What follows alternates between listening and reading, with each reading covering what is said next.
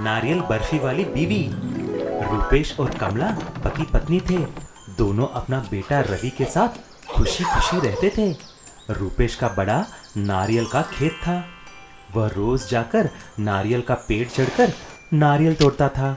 फिर उसके सारे फसल को मार्केट में ले जाके बेचता था। उसको थोड़ी बहुत मुनाफा भी होती थी। एक दिन रूपेश आकर कमला से कहा, कमला, कहाँ है मेरा प्यारा बेटा? मैं उसे मेरी तरह नारियल वाला नहीं बनाना चाहता हूँ। उसे पढ़ लिख कर एक बड़ा ऑफिसर बनना है। अरे वो देखो, तुम्हारा लाडला आ रहा है खेल से।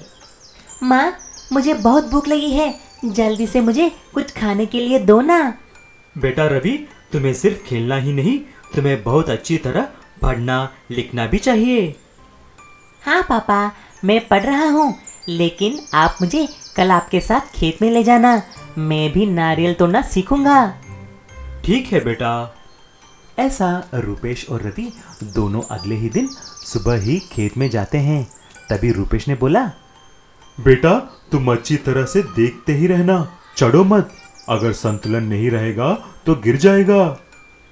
ऐसा बोलकर रूपेश नारियल का पेड़ चढ़ जाता है और नारियल तोड़ना शुरू करता है। उसके बाद दूसरा और तीसरा पेड़ भी चढ़ा, लेकिन इधर रवि एक पेड़ थोड़ा चढ़ जाता है और उसका पांव फिसलने से नीचे गिर जाता है। रवि को कुछ नहीं होता, लेकिन उसका चिल्लाने की आवाज सुनकर रूपेश, जो पेड़ के ऊपर था, उसका संतुलन बिगड़ जाता है। उसका पैर फिसलकर जोर से नीचे ऊपर से गिर जाता है। उसको कमर पर जोर से चोट भी लगती है। तुरंत उसको हॉस्पिटल लेके जाते हैं। कमला और रवि के आंसू रुक ही नहीं रहे थे। दोनों फूट फूट कर रोने लगे।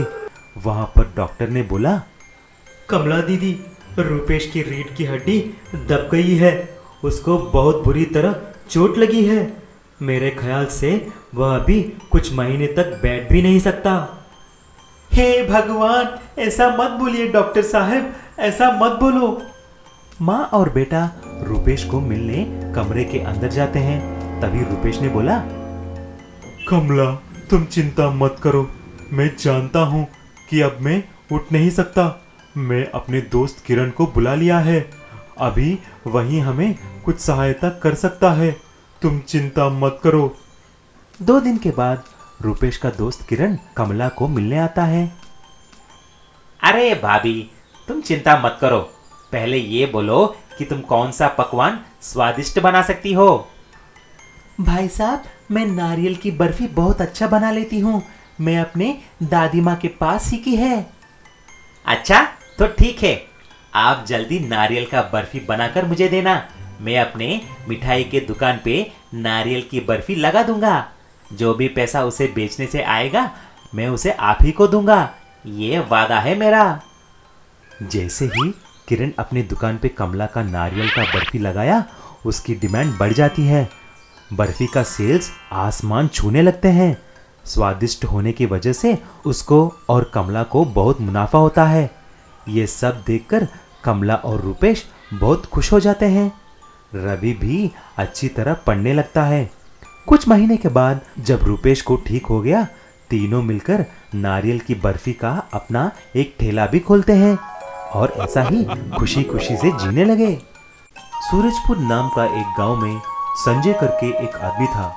उसको देखकर सभी लोग बहुत हंसते थे और चिढ़ाते थे, क्योंकि उसको बिल्कुल मूंछ ही नहीं थे। संजय इसीलिए हर वक्त बहुत परेशान रहता था। एक दिन वह अपने दादाजी के घर आए। तभी उसके दादाजी ने पूछे, अरे बिटुआ, क्या बात है? तुम बहुत परेशान दिख रहे हो।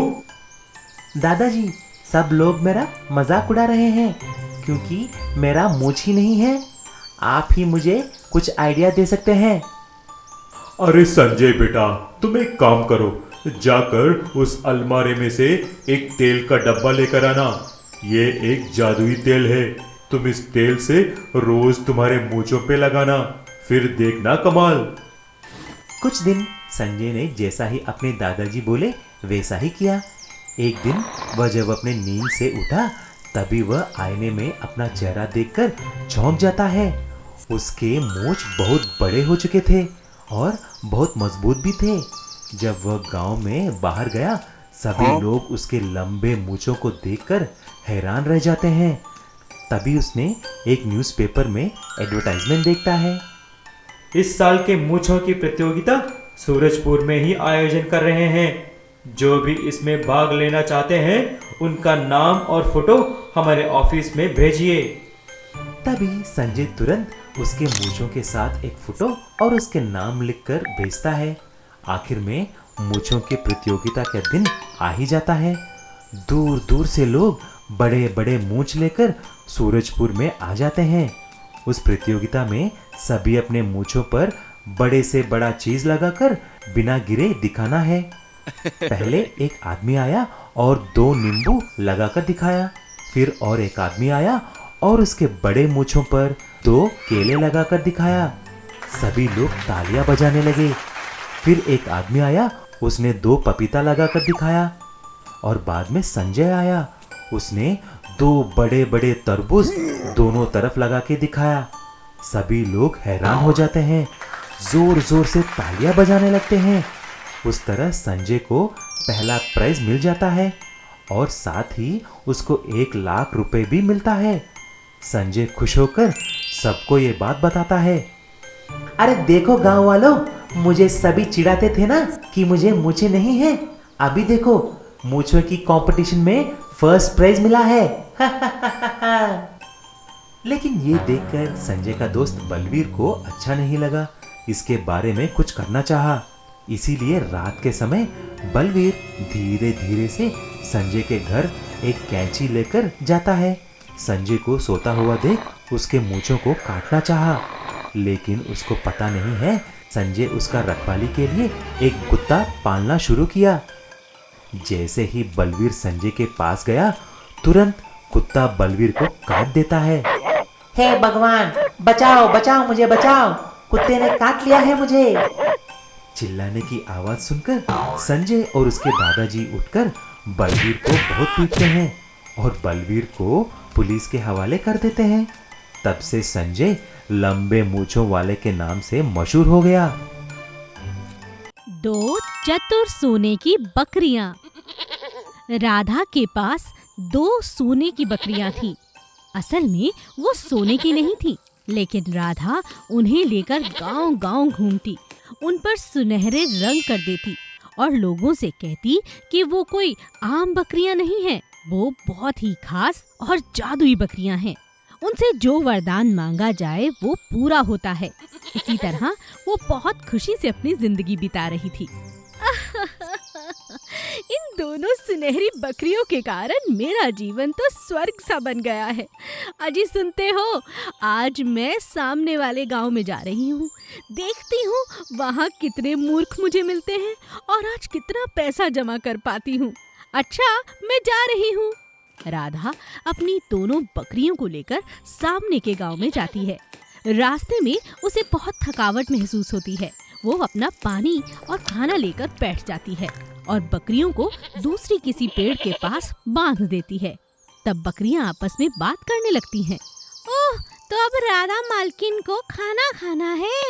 हाँ बहन, इसने तो हमारा जीवन बर्बाद कर दिया है। हमारी चमड़ी खराब हो रही है। ये ना जाने किस तरह का रंग हमें लगाती है। देखो, हम भी कोई मूर्ख नहीं है गंगा।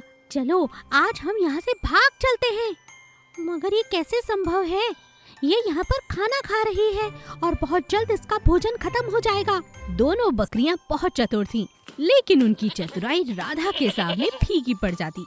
एक दिन दोनों बकरियों ने तय कर लिया, आज कुछ भी हो जाए इस घर से भाग कर रहेंगे। तभी एक औरत उनके पास आती है। राधा, कुछ समय के लिए अपनी बकरियां मेरे घर भेज दो। ऐसा क्यों? मैं जानती हूँ तुम्हारी दोनों बकरियां अंतर्यामी हैं।